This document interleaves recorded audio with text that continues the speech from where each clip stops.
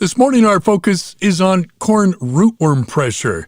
It's expected to be high this year, with larvae already beginning to hatch in some areas. Andrew Penny is the technical agronomist for Bayer Crop Science, and he joins the conversation this morning. Andrew, thanks for your time and insights on this.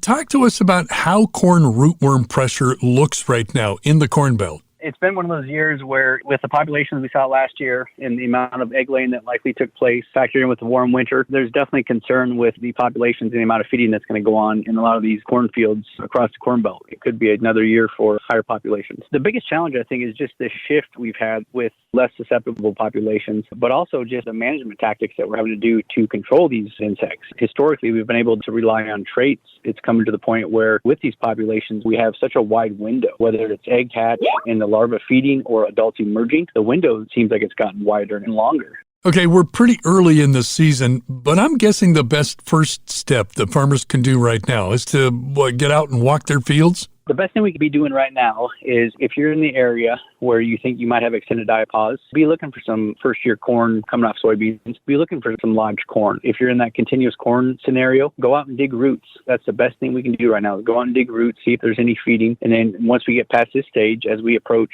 tassel and then the silks are out, go out in that field when the silks are out. Look for adult beetles feeding on those silks. That's going to give you a really good indication for a rough estimate of the amount of eggs that are going to get laid, which will impact next year. Whether you're in that area where you deal with extended diapause or the Western corn rootworm variant, or if you're in an area that's just always been higher populations because of the corn on corn, just go out there this time of year, dig some roots, look for larvae, and then wait for the silks to come out, look for adult beetles. Okay, so I got a thing come across my desk about a free program that you guys have at Bayer called The Watch. Sounds pretty good, but what's in it for my farmers? A main objective of this is to help growers understand that there is kind of a shift in how we have to manage corn rootworm. Going out and actually looking for corn rootworm, digging plants, looking for feeding on those roots, looking for the scarring, and then again going out and looking for adult beetles during silking. It's helping growers become aware that we can no longer just assume that traits are 100% effective. Although we have the best traits on the market and newer technology to help with that, we still need to monitor the efficacy of these traits and also to monitor populations. If Mother Nature always finds a way, and if they found a way to adapt through rotation, then the more we know about scouting procedures and understanding the management that helps control these insects, the better off our growers will be. And from what I'm understanding, we get a bunch of sticky traps with our free corn rootworm pressure kits. Now, are sticky traps the best way to get a handle on how bad the corn rootworm pressure is?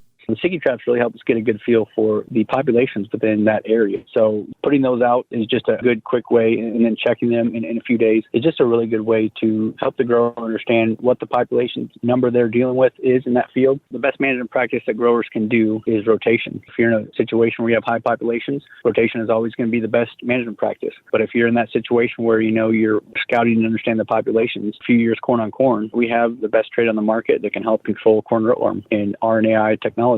Combining that and using that with our SmartStax Pro and BT4 Pro trait systems, they're highly effective on corn rootworm. Andrew Penny, technical agronomist for Bayer Crop Science. Hey, thanks for the heads up on corn rootworm pressure. We really appreciate it. So, guys, if you want to join the watch and request your free corn rootworm pressure starter kit, the sign-up deadline is July 16th, so it's coming up pretty quickly. Just go online and search Corn Rootworm Watch by Bayer, and it'll get you right to it. Podcasts by Federated Media.